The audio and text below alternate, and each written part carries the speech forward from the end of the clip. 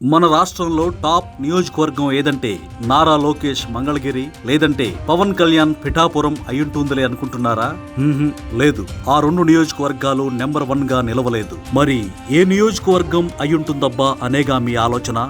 అయితే ఈ వీడియోలో దాని గురించి పూర్తిగా తెలుసుకుందాం.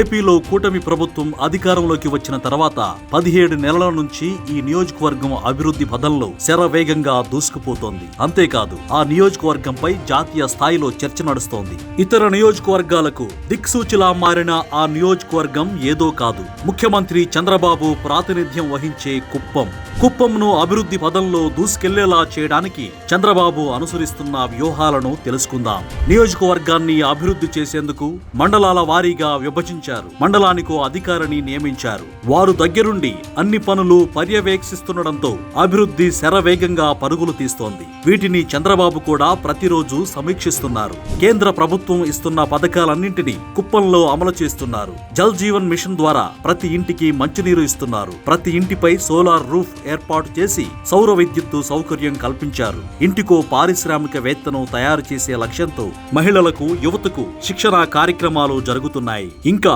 కుప్పంలో పేదలను దత్తత తీసుకునే P4 అమలును సమర్థవంతంగా అమలు చేస్తున్నారు. ఎన్టీఆర్ ట్రస్ట్ ద్వారా మహిళలకు చేతి వృత్తుల్లో శిక్షణ ఇస్తున్నారు. పచ్చళ్లు, అప్పడాల తయారీ, చేనేత దుస్తుల తయారీ, హస్తకళల్లో ప్రావీణ్యం వంటి వాటిపై శిక్షణ ఉంటోంది. చంద్రబాబు అమలు చేస్తున్న కార్యక్రమాలను నారా లోకేష్, పవన్ కళ్యాణ్ స్ఫూర్తిగా తీసుకుని తమ నియోజకవర్గాల్లో కూడా అమలు చేయించడానికి ఏర్పాట్లు చేస్తున్నారు. ఇలా నాయకుల మధ్య ఉన్న ఆరోగ్యకరమైన పోటీ రాష్ట్ర ప్రజలకు వరంగా మారిందని చెప్పొచ్చు. ఇదే తరహాలో మిగతా నాయకులు కూడా పనిచేస్తూ రాష్ట్రాన్ని ప్రగతి పథంలో నడపాలని కూటమి ప్రభుత్వాన్ని అభిమానించే వారంతా కోరుకుంటున్నారు.